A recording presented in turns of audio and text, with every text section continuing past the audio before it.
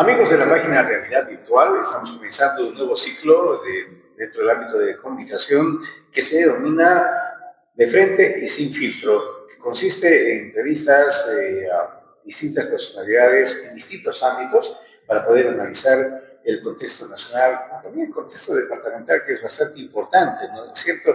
Y hoy por hoy está muy en boga lo que significa precisamente las elecciones generales para el próximo 17 de agosto, por lo cual hemos invitado a tres personalidades, lastimosamente uno por motivos de trabajo falló. Sin embargo, tenemos ya la presencia de nuestro invitado, Jaco Hopi, ex asambleísta, ex diputado y que tiene bastante conocimiento en el ámbito político. De igual manera, también lo hemos invitado al licenciado Daniel Ardaya, que es economista, empresario y que también nos va a ayudar a brindar un pequeño análisis sobre lo que se avecina y está en proceso lo que son las elecciones generales. En primera instancia, vamos a dar la bienvenida y siempre recomendarles apegarnos al contexto y también dentro de margen de respeto referirnos tanto a las personas que están acá en el interior como también de quienes vamos a hablar a ese turno, ¿no es cierto?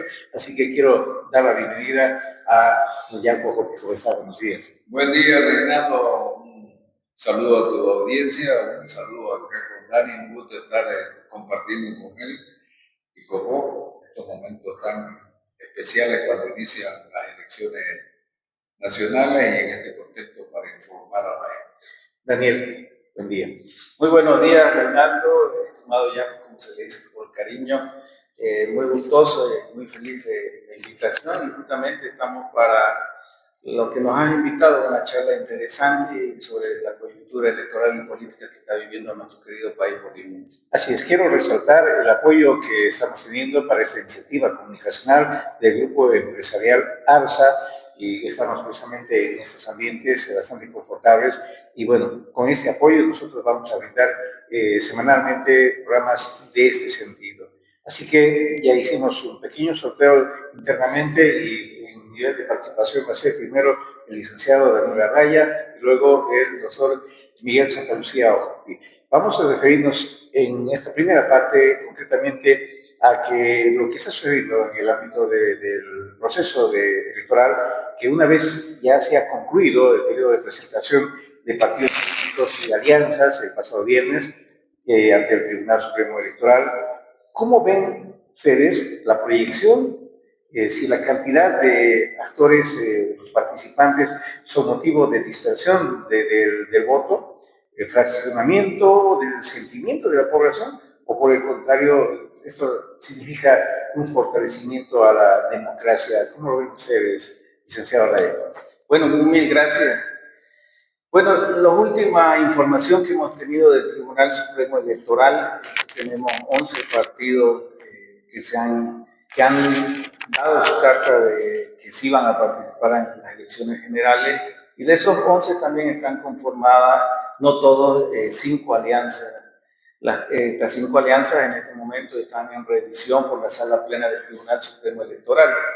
Lo que sí tenemos que remitirnos es a datos de nuestros vecinos países con respecto a que se dice acá en este momento en Bolivia de que muchos partidos políticos, que estamos como en el año 1997, que es la dispersión del voto, y no. Yo me remito a ciertos datos que justamente hemos recabado. Fijémonos, Brasil en las elecciones de 2022 eran 28 partidos políticos. La Argentina ha tenido 5 alianzas en su última elección. Uruguay ha participado con 11 partidos políticos en sus últimas elecciones. Chile con 7 alianzas que están conformadas por 35 partidos políticos y Perú con 23 partidos políticos. A lo que queremos llegar es que el número de partidos políticos no viene a decidir justamente lo que el ciudadano va a tener como percepción de las propuestas que van a tener o van a presentar los candidatos en estas urnas electorales. Fijémonos que también en este tema de que si la presentación de muchos partidos políticos afecta dentro de la democracia participativa que tenemos en Bolivia, me remito también a un ejemplo. Hay justamente un reporte de la Unión de Economistas a nivel latinoamericano, donde basado en la temporalidad y nota de 10 puntos, el país que tiene la mejor democracia participativa en Latinoamérica es Uruguay, donde permanentemente participan 11 o 15 partidos políticos. Con esa introducción quiero decir, Reinaldo, que el número de partidos políticos no tiene que afectar en la percepción del ciudadano. El hecho de decir que tengo este bloque de unidad y que si usted no se suma a ese bloque de unidad, quiere decir que indirectamente o por osmosis vos ya sos partidario del otro frente. Eso no puede darse en una democracia, en un sistema electoral que busca pluralismo, equidad y paridad. Entonces, creo que los partidos políticos que han tratado de hacer esa dictadura de ideas de decir, si vos no sos de este bloque, entonces sos del otro bloque, no. Nosotros como ciudadanos tenemos el derecho a elegir y ahora tenemos 5 alianzas de esos 11 partidos que se han inscrito en el Tribunal Supremo Electoral para presentar sus propuestas. Eso quiere decir que vamos a tener diferentes propuestas programáticas de cómo quieren manejar nuestra querida Bolivia a partir de noviembre del 2025. Y eso quiere decir que nosotros como ciudadanos que vamos a votar tenemos que ver cuáles son las mejores propuestas, cuáles se adecúan a las crisis política, económica, social y ambiental que está viviendo Bolivia. Entonces, en lenguaje criollo, veremos quién nos enamora con esas propuestas y va a ser vital que la Asamblea Legislativa Plurinacional emita la ley de debate, porque ahí se va a ver realmente quién tiene conocimiento de esta Bolivia que está sufriendo en este momento y está quebrada y que por un tema político se está desquebrajando mucho más. Una pregunta adicional en esto, ¿será que va a dar el tiempo para que el electorado pueda decidirse? Claro que sí, Reinaldo, claro que sí. Ahorita ya las personas saben por quién van a votar porque ya saben más o menos quiénes están inscritos. Ahora, de que se ratifiquen ciertas personas que van a ir a la primera legislatura de nuestra querida Bolivia, que se van a inscribir el 18 de mayo, ya tienen. Algunos ya dirán por este caballero que tiene barba, por este señor que dice que conoce muchas personas en el exterior, esta persona que es popular. Entonces, ya el ciudadano tiene una percepción, porque no es que estos señores están saliendo de la nada, o tal vez, como dicen la palabra en inglés, el outsider, que va a aparecer alguien que tal vez rompa los esquemas políticos y las propuestas. Veremos si existe esa persona y enamora al electorado, que en esta población electoral tiene una mayoría de mujeres y de juventud, y las cuales tenemos que saberles informar con respecto a lo que se viene en estas elecciones del 17 de agosto de 2025. Bien, sobre este mismo tema, en todo caso sobre la participación ya oficial de 11 partidos políticos, 5 alianzas, ¿cuál es la percepción de Miguel Santa Lucía Ojope?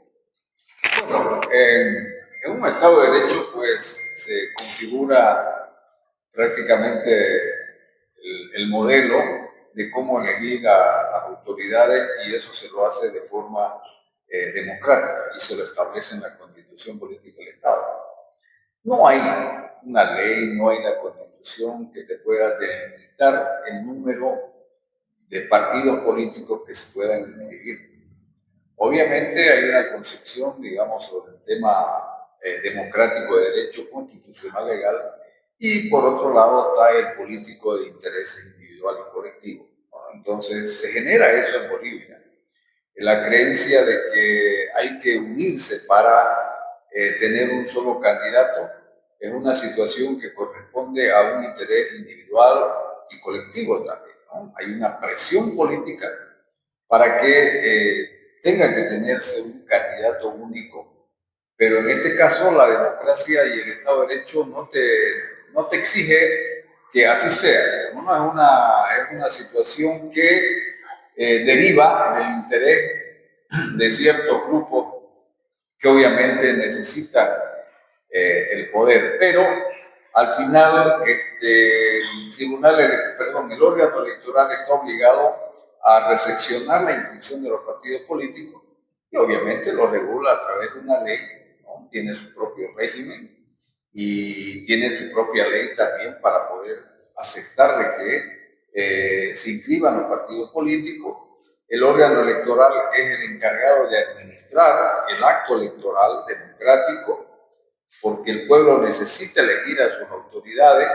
No todos pueden ir a sentarse a un sillón, entonces el pueblo decide sobre los candidatos y para eso están los partidos políticos. Los partidos políticos son parte de la democracia. Sin los partidos políticos no funciona la democracia, ellos son parte.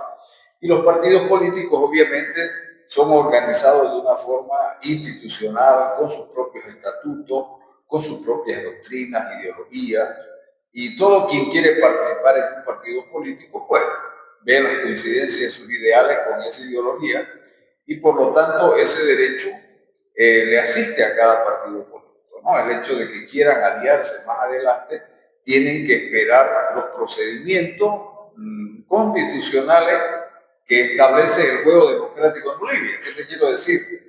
De que si ningún candidato logra el 51% de los votos, probablemente pueda hacerlo a través del 40%, como establece la ley, con una diferencia de 10% sobre el segundo más votado, pero que al final tienen que llegar a una segunda vuelta donde los partidos políticos, con su representación parlamentaria, porque en el tema de interés individual y colectivo yo hablo de que todos los partidos quieren tener una representación en ese escenario donde se debate la política, donde se debate el destino de Bolivia, si es el Parlamento, ¿no? Entonces, todos quieren llegar ahí. Yo no creo, nunca he creído yo en alianza, porque no hay coincidencia en temas ideológicos y solamente hay intereses. Los famosos bloques. Sí, puede ser, digamos, una coalición, un bloque, puede ser una alianza.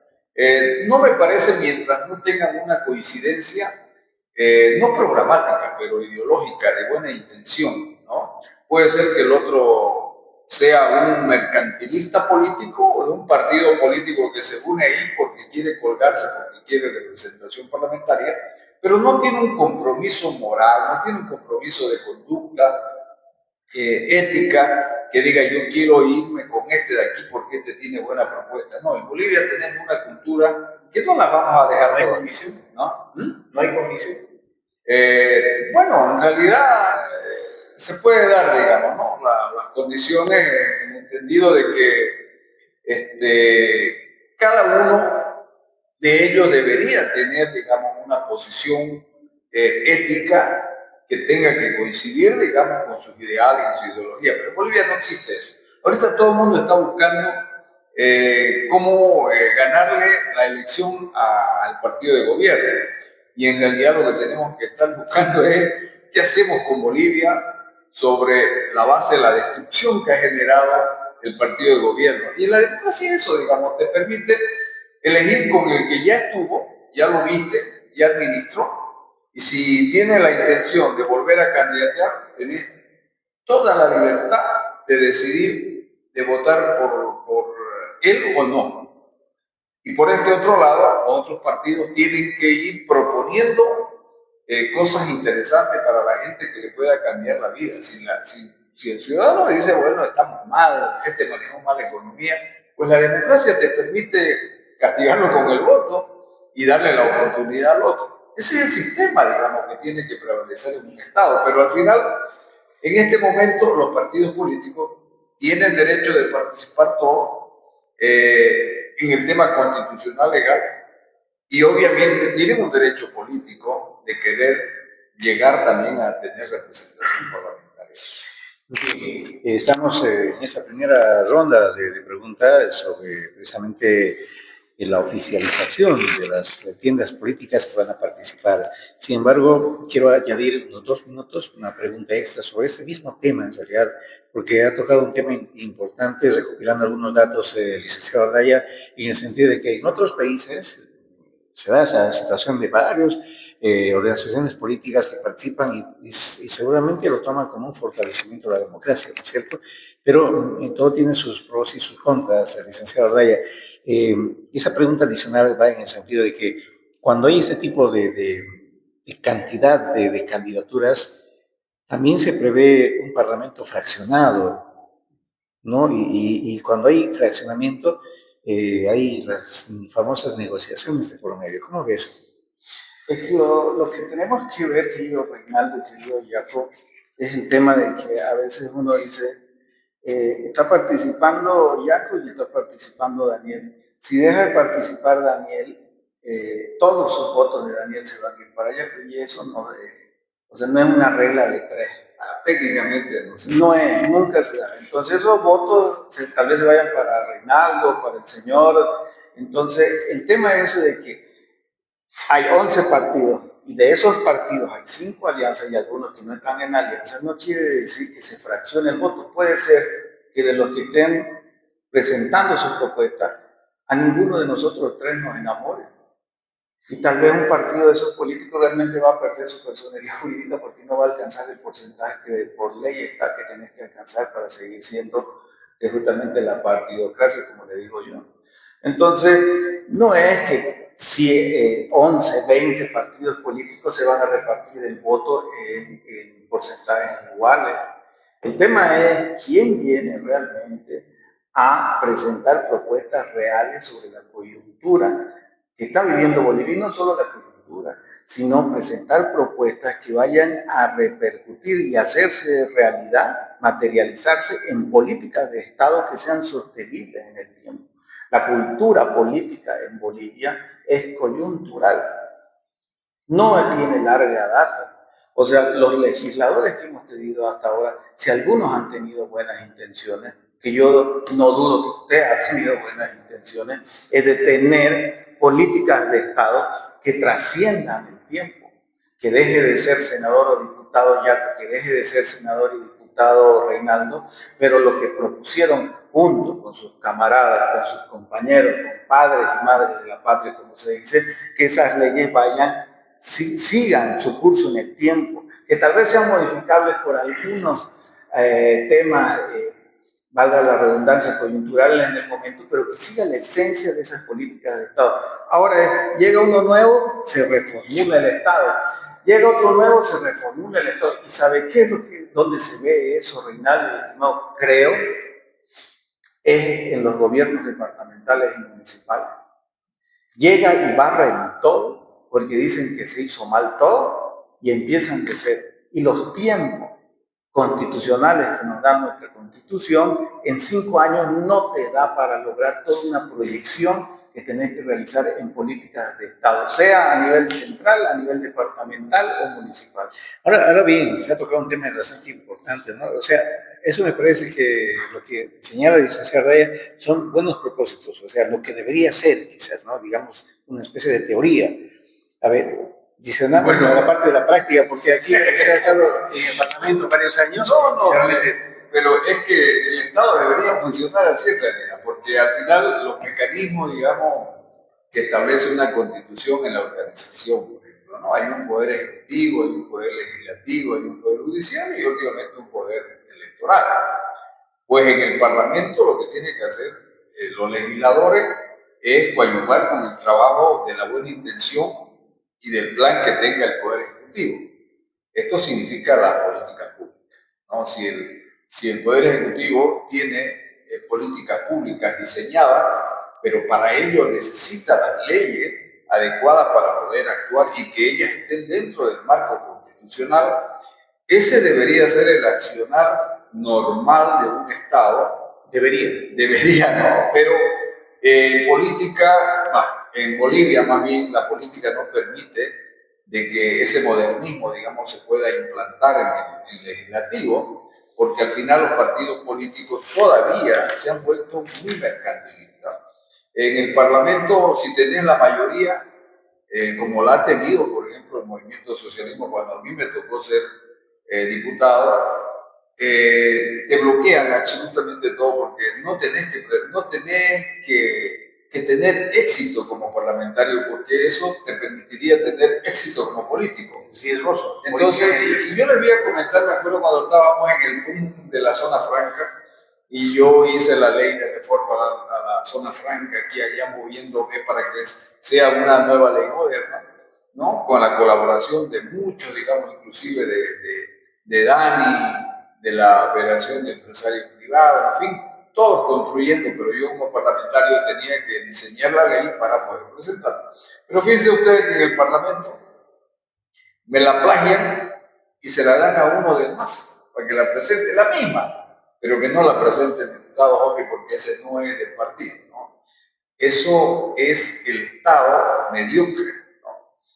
Pero bueno, yo no dije nada y cuando fue para aprobar la ley, ya, la presentó otro y la aprobaron en pleno y todos me enfocaban con sus celulares para ver si yo levantaba la mano, porque lo había presentado un masista. Yo lo hice con mucho orgullo, levanté la mano y todo el mundo se burlaba. Y yo le decía, qué interesante es que se pueda generar este escenario cuando la ley es de interés colectivo, no es mío. Entonces, ¿cómo no la voy a aprobar? Así le pongan otro nombre.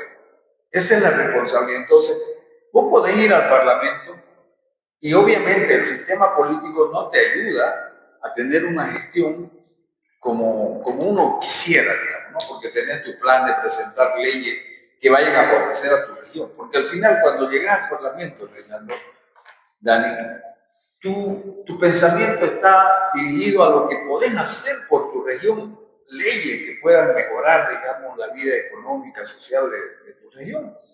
Y te enfocas en eso, pero no te permiten porque el sistema político allá te cierra, te aísla totalmente, entonces no hay un trabajo. Y eso es lo que se refiere Dani cuando habla de las políticas públicas, que el tiempo, digamos, que te da un gobierno, al Poder Ejecutivo, es muy corto, porque viene el otro y la borra. Entonces, todavía no tenemos un Estado moderno donde los políticos, los representantes tengan un pensamiento diferente, un pensamiento filosófico muy nacional, muy de nación. Todavía los parlamentarios llegan por una cuestión de pasanaco, que me toca a mí, que te toca a vos. Sí, en verdad, uno leyendo otras constituciones de otros países, uno dice, ¿y por qué nosotros no podemos emular quizás algunas otras formas de administrar un gobierno, ¿cierto? Vamos a pasar al segundo tema. Estamos de frente y sin filtro a través de realidad virtual. Y a propósito de legislar para el departamento, la segunda pregunta, por ejemplo, es ¿cómo ve a Pando en el contexto electoral que estamos siendo testigos nosotros en esta época? ¿Qué debería pedir a los candidatos de turno? ¿Hasta qué punto Pando es importante en el escenario nacional? Esto en 3 minutos, por favor. Reinaldo, y querido Jaco, lo vemos así.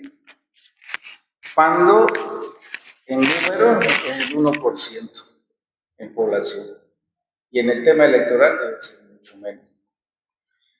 Pero Pando tiene una ventaja comparativa con respecto a otros departamentos, que ni siquiera es ventaja, sino igualdad de condiciones, que es que tiene 4 senadores, igual que en otros departamentos, como dicen un ejemplo, Santa Cruz desarrolló, pero tiene 4 senadores. Creo que Pando en esta perspectiva electoral lo que tiene que ver son los nuevos líderes o los líderes que van a salir fortalecidos con respecto a que van a hacer esa representación parlamentaria en estas próximas elecciones. 4 senadores que se tiene que trabajar, como siempre lo hemos dicho, y no es la primera vez que te lo digo, Reinaldo, un proyecto presente que salga desde Pando, desde la Amazonía. Además tenemos una ventaja como departamento. Creo que somos el único departamento, aparte con las provincias de Iturralde y Vacaríes del Beni, que estamos constitucionalizados específicamente dentro de la Constitución Política del Estado. Donde me voy a robar estas palabras que dice, literal, dice, la Amazonía es un espacio estratégico para el desarrollo integral de Bolivia, no está diciendo solo de Pando. Entonces, este cuerpo de asambleístas que va a salir de acá, 4 senadores, 5 diputados, tienen la misión de trabajar ese proyecto histórico. Ahora, como decía, me remito a lo que decía nuestro amigo Jaco, o sea, a veces la ideología partidaria nos anula y no nos damos cuenta que tenemos que empezar a trabajar sobre un proyecto de desarrollo integral que parta desde Pando, pero que emita para toda una Bolivia. Siempre te dije, Reinaldo, en ciertas entrevistas, que yo creo en una triada, y la triada es Mutum, Uyuni, Amazonía. Amazonía, Uyuni, Mutum. Tres temas estratégicos que tiene el país, que nuestros nuevos asambleístas tienen que tener esa misión de desarrollar esas políticas públicas que se están hablando en el ámbito económico, que repercutan los recursos que salgan de esa materia estratégica que tenemos en salud, educación. Las proyecciones las veremos pues hasta el 18 de mayo, cómo se enlistan las listas de los partidos aquí en el departamento de Pando, quiénes van a ser los líderes que van a pelear ese voto en el departamento de Pando. Pero amén de ello, hasta ahora, ¿cómo ha sido la participación del departamento Pando en la Asamblea Legislativa Plurinacional? Y esta es una opinión totalmente personal. Si me permite, precisamente eso iba a preguntar, pero una pequeña segunda ronda de ello. Saltemos acá con Jaco este tema, precisamente. ¿Cómo ve en el contexto electoral al departamento de Pando, ¿no? Y seguramente vamos a recibir muchas visitas, vamos a tener contacto con candidatos. ¿Qué debería pedir la ciudadanía? ¿Qué debería priorizarse para el departamento en esas nuevas legislaturas? Bueno, eso es una responsabilidad de quienes están postulando para administrar el Estado. Pando es estratégicamente un lugar donde Bolivia puede generar muchos recursos para su economía. Nosotros estamos geográficamente muy bien ubicados, tenemos buenos recursos y bastantes recursos naturales que tienen que ver, digamos, con nuestra vocación. ¿No? Aquí no podemos fabricar motos, no podemos fabricar computadoras porque sería importar elementos que necesitan, pero tenemos productos naturales y que lo necesita el mundo. Y estamos aquí geográficamente colocados donde podemos ser también un nexo de importación y exportación, aprovechando el mecanismo comercial también, ¿no? Porque tenemos salida al Pacífico y tenemos salida al Atlántico. Estamos geográficamente bien ubicados y Bolivia tendría que dar una mirada para poder tener los recursos suficientes como para aprovechar los recursos del Potosí, los recursos en Uyuni, los recursos en La Paz, los recursos en Santa Cruz. Todos tienen recursos, Tarija, todos tienen condiciones de poderle generar una buena economía a Bolivia, pero eso está dependiendo de la madurez que tenga cada administrador del Estado de poder hacer ver cómo puede generar desarrollo para poder tener mayor cantidad de recursos. Mujica, siendo un presidente de izquierda, decía hay que incentivar la inversión privada porque son ellos que te van a generar plata para que vos la gastes, ¿no? Entonces, está dependiendo, digamos, quién se haga cargo del Estado a partir de agosto, pero previamente tiene que empezar a trabajar sobre las propuestas para Pando y quienes, digamos, lo ayudan en su campaña tienen que generarle también información para que mañana no sea un discurso, sino que lo vean como una cosa seria.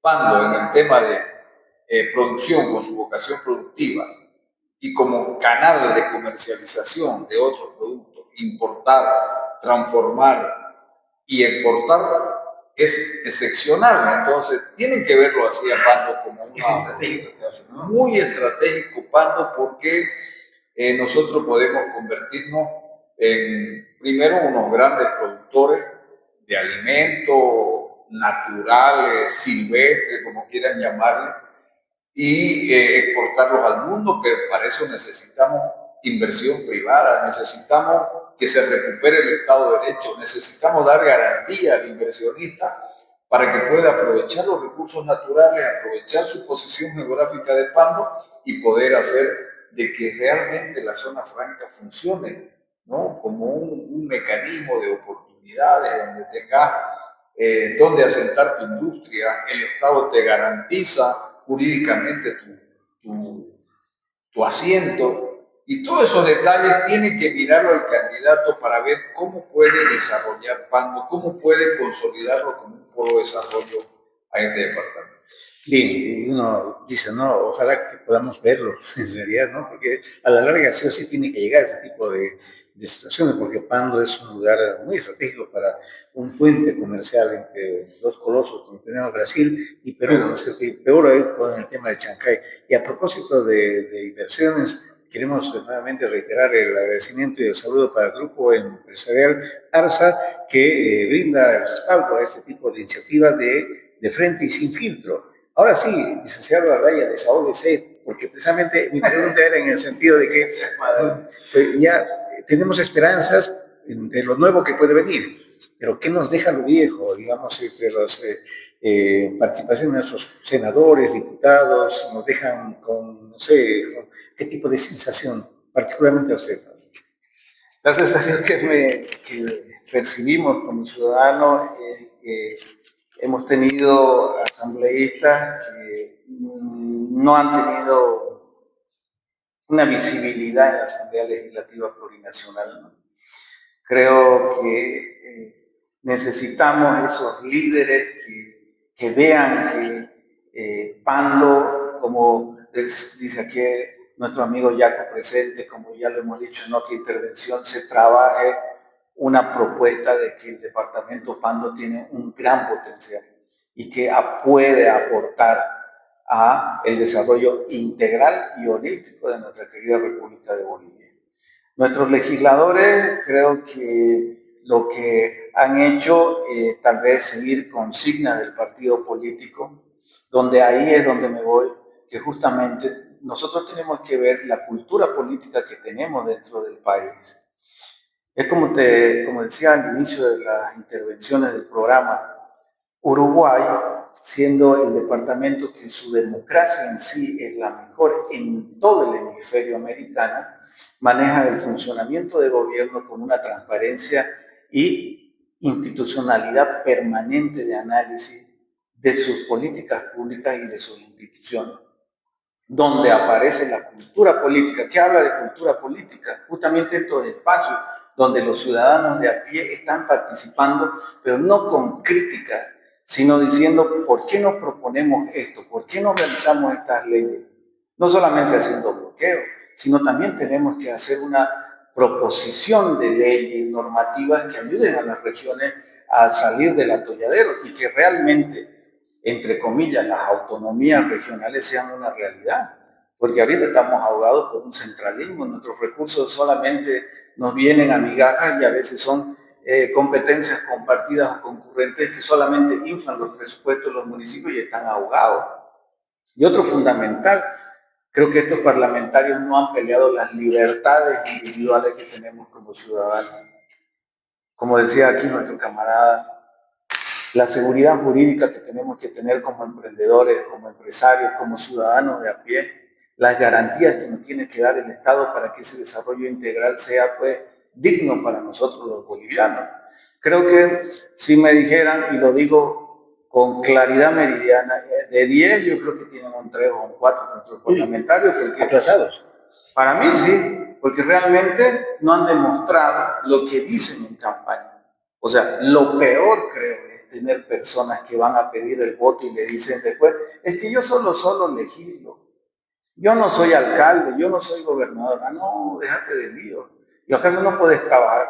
Nos ha dado un claro ejemplo. Trabajó una ley, por más que la presentó otro, la promulgaron para el beneficio de la región, sí, y eso es lo que se tiene que trabajar. Amén de que son padres y madres de la patria para todo Bolivia, porque ellos también integran comisiones que ven no solamente temas de Pando, pero ahí es donde tiene que nacer el sentido de bolivianidad y también de identidad regional. Decir, bueno, pues mi región puede aportar al país. ¿Acaso no hemos visto cómo los diputados y senadores cruceños se agarran a patadas y puñetes y a dientes? Los chapacos, todo el mundo defendiendo su región. Bueno, a ver, con don Miguel se introducía ojo, el mismo tema, porque recogiendo algunos criterios, dicen por ahí, ¿no?, que este es el peor parlamento dentro de la historia de ese. ¿Por qué? Porque han politizado mucho su participación, han partidizado demasiado, y bueno, pero ¿cuál es el concepto que maneja Miguel Santa Lucía? Bueno, la Asamblea Legislativa puede se convierte en un escenario siempre, o sea, es una pelea de intereses ideológicos, partidarios, políticos, y no retoma el sendero del cual ha sido diseñado en la Constitución Política del Estado. Por eso yo siempre digo, el Parlamento tiene que trabajar apoyando las políticas públicas en serio que tenga el Poder Ejecutivo, ¿no? Y obviamente que hay un sistema de oposición cuando el Poder Legislativo presenta algunas intenciones aberrantes, ¿no? Cuando no dan informe, porque a veces piden crédito, piden plata, pero bueno, el parlamentario tiene la opción ahí de poder frenar esas malas intenciones, porque tiene la obligación de poder preguntar para qué quiere tanta plata. ¿Por qué si estamos generando plata aquí, por qué no pone para este lado en vez de estar prestando plata a un país, créditos bilaterales, créditos multilaterales que al final van endeudando al país? Eso es lo que tiene que hacer el parlamentario y proponer, aparte de oponerse, tiene que proponer, ¿no? Entonces, ese trabajo legislativo tiene que ser en serio, porque la responsabilidad que tiene el representante tiene con Bolivia y obviamente más tiene con su región. Entonces, todo lo que venga de bueno para su región, tiene que apoyarlo, venga de donde venga. Y si no le están dando a su región, pues reclame. ¿A quién responsabilizo yo, digamos, el trabajo parlamentario? Al que tiene el poder. Y siempre se los he dicho a mis colegas parlamentarios del movimiento socialismo, se han de acordar. Les decía, ustedes son responsables, es a ustedes que los quieren, es a ustedes que les van a abrir las puertas, a nosotros no, de la oposición. Pero podemos ayudarlos, digamos, a tener ideas, porque en Bolivia esa es la cultura y no la vas a cambiar nunca. Pero el responsable mayor es el parlamentario que está en el poder y que no aprovecha su posición de parlamentario para pelear por su país. Bueno, el licenciado Reyes se animó a dar una evaluación una calificación de 3 a 4 ya aplazado. ¿Se anima? No, la verdad que no, porque cada quien es responsable de sus actos, ¿no? Ellos han sido elegidos por el pueblo y el pueblo los va a juzgar en el momento que ellos quieran reelegirse, ¿no? Hace tiempo que no tenemos parlamentarios con una talla que responda a las necesidades del pueblo de acá, de la región. Hace tiempo no tenemos, muy poco, pero yo lo único que les puedo decir es de que hagan algo para sobresalir y que la gente los mire bien. Es lo único que te puedo decir. Indirectamente los aplazó. Yo lo entiendo así. Bueno, muy diplomático, ¿no? Ahí muestra la calidad de político. Bueno, ya vamos a la última parte de esta primera entrega de lo que es De Frente y Sin Filtro. Se ha hablado bastante del equilibrio dentro de la participación de hombre y mujer en la Cámara de Diputados. Hay asambleístas, concejales, ¿no es cierto? Pero se ha omitido, y alguien decía por ahí, creo que el licenciado, así se ha omitido en la Constitución Política del Estado especificar que también en la cabeza, ya sea presidenta, presidente, vicepresidente, vicepresidenta, hoy por hoy nuevamente sale a la palestra esta situación. Criterio, y para esto va a ser 2 minutos, sencillamente. Se debería tener esa opción de que haya hombre y mujer en el poder. Reinaldo, en este caso es lo que siempre he estado emitiendo en estos días. Nosotros nos tenemos que remitir a nuestra Constitución Política del Estado. El artículo 147 de nuestra Carta Magna nos establece que el principio de paridad y equidad solamente se va a dar para asambleístas. Las justificaciones que han dado de por qué nació este artículo así y no se tocó el tema del binomio, tanto presidente y vicepresidente en la Asamblea Constituyente, tema ronda y prima en que los partidos políticos tienen esa autonomía, tal vez pueda ser mujer-mujer. Entonces, ahí también diríamos, no es paridad, no es equidad, no hay equidad de género.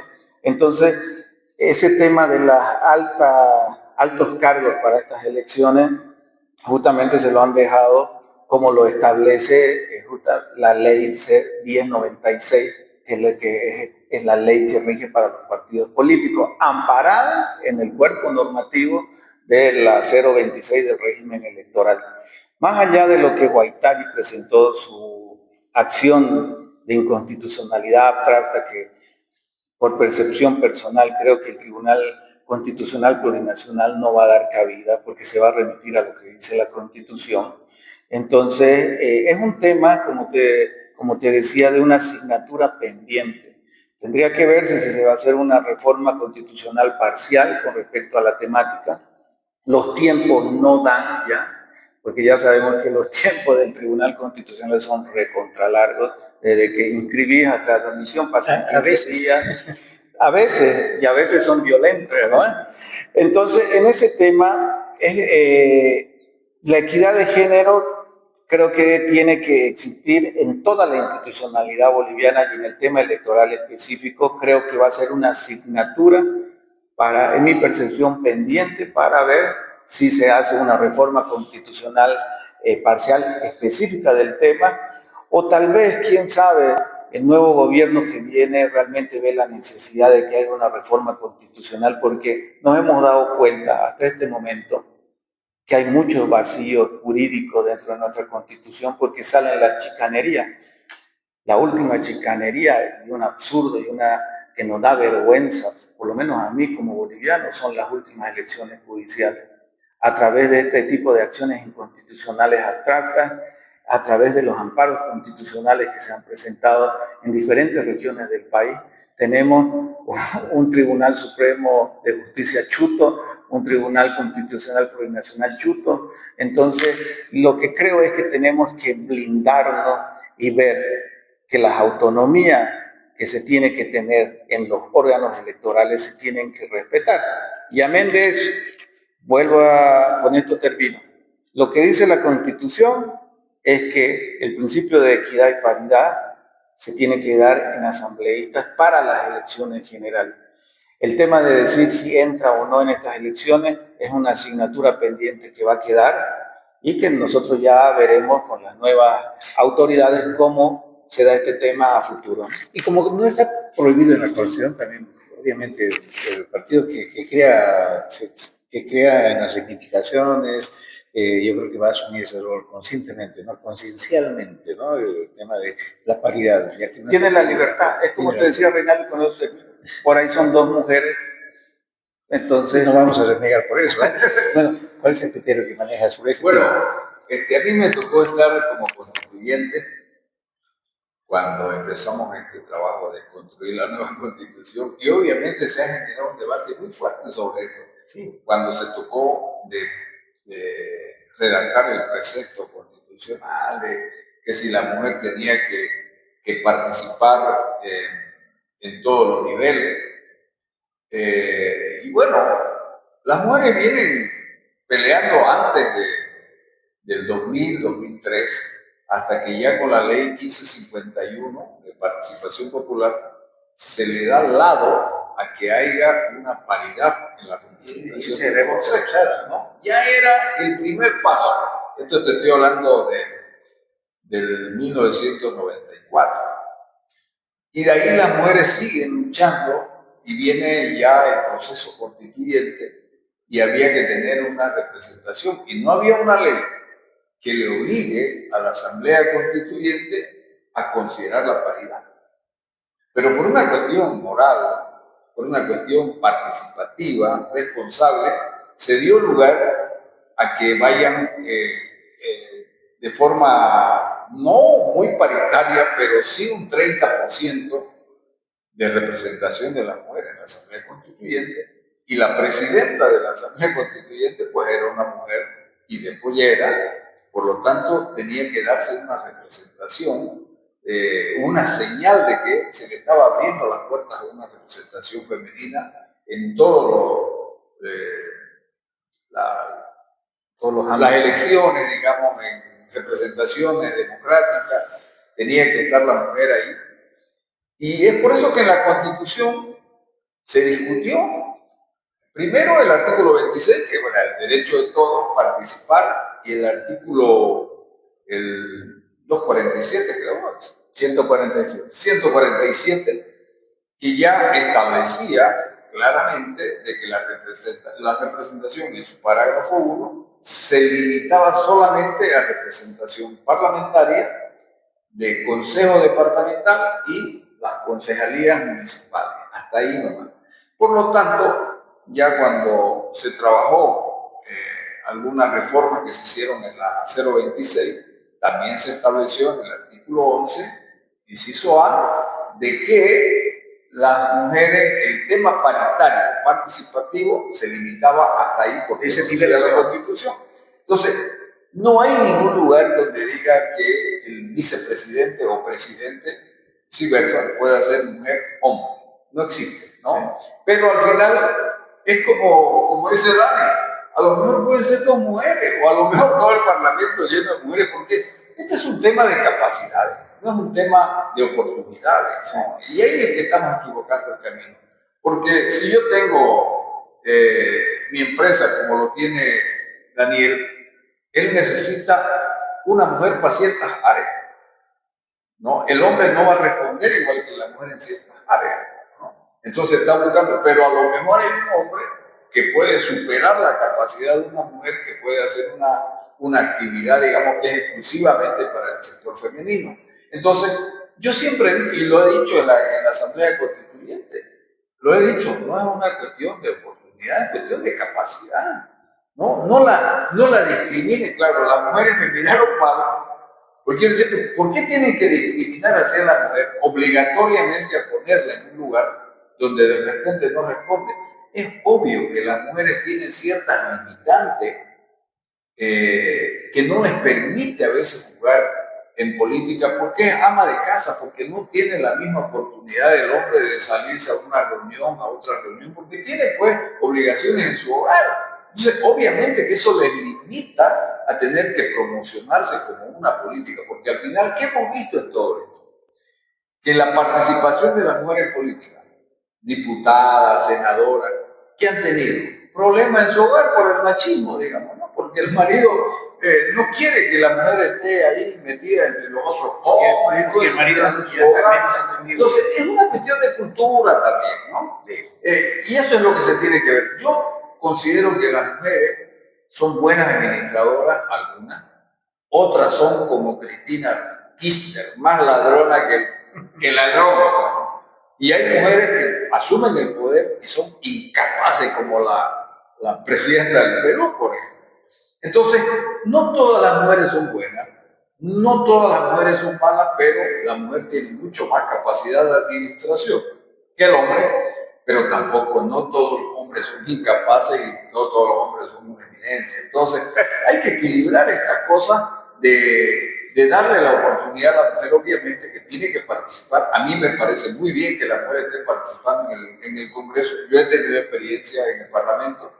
He visto mujeres que han funcionado mejor que cualquier hombre, pero he visto también el concepto ese de que vayan los jóvenes, ¿no? Y he visto en el Parlamento cientos de jóvenes que no abren la boca ni para comer.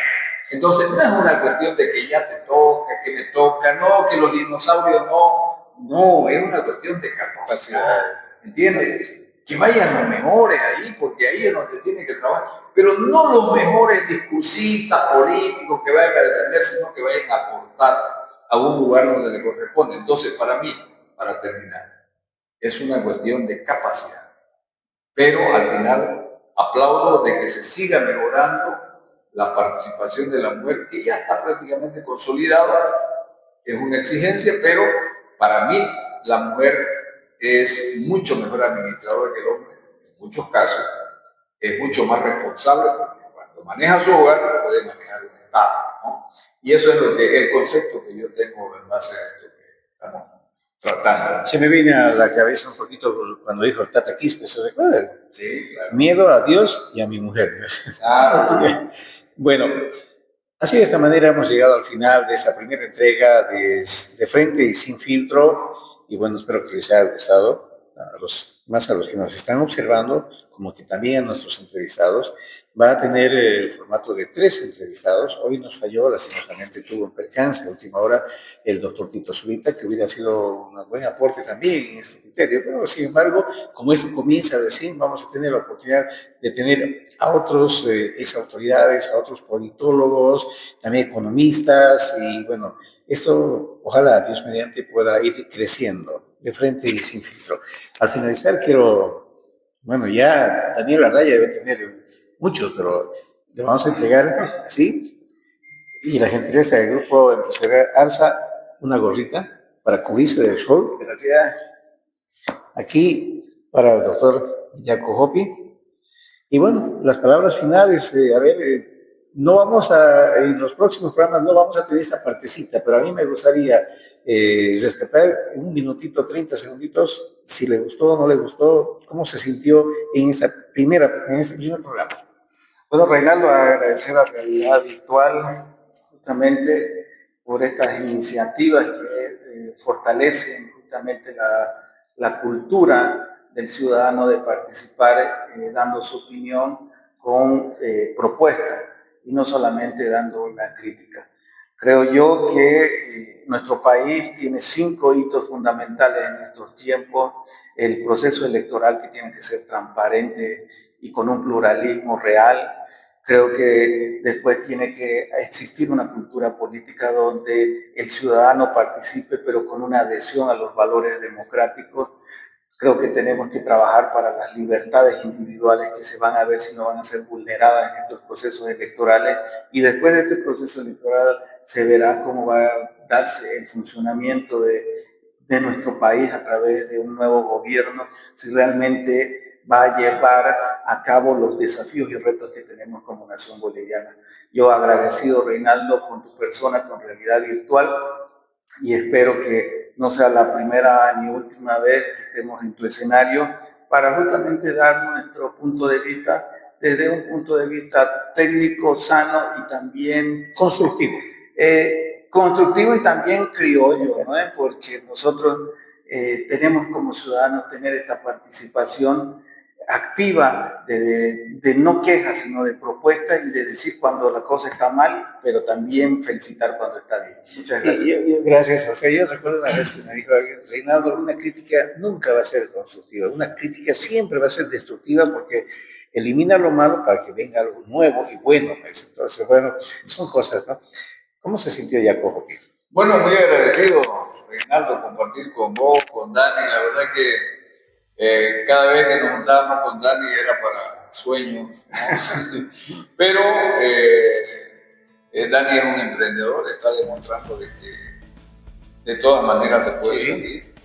Y ese es el pensamiento que tienen que tener los jóvenes, animarse, encarar sin miedo, porque Pando los necesita todos. Hay que ser muy emprendedor. Ojalá que el próximo gobierno le ayude mucho, digamos, a que puedan seguir despegando mucho más alto, dar todas las condiciones jurídicas para que esto funcione. Pando necesita que los gobiernos le tiren una miradita a nosotros acá, no es porque seamos poquitos, digamos, no nos van a ver, pero yo, como te decía en un momento de esta entrevista, es que es importante que Bolivia sepa que de aquí se puede volver a generar muchos recursos, como en el tiempo de la goma, que se generaban muchos recursos para el Tesoro General de la Nación. Pando le puede dar nuevamente a Bolivia, emulando obviamente el modelo económico cruceño, donde se propongan los mismos ciudadanos, llámese pandino o no pandino, pero todos los que viven acá se propongan a levantarlo. Pero yo te agradezco mucho, agradezco a Dani también porque hemos podido compartir. Y bueno, trataremos siempre de ser ecuánime, equilibrado, estamos aquí como analistas, no como políticos, así que nos corresponde hacer esto para tener informada a la población. Gracias, Ariel. ¿Le gustó? ¿Cómo no? Claro. Para una próxima oportunidad vamos a tomar siempre en cuenta. Muchas gracias a todos nuestros amigos televidentes de Realidad Virtual. De frente y sin filtro empieza su etapa y ciclo de trabajo y esperemos que sea en buena hora con la bendición del Divino Creador. Es otra oportunidad.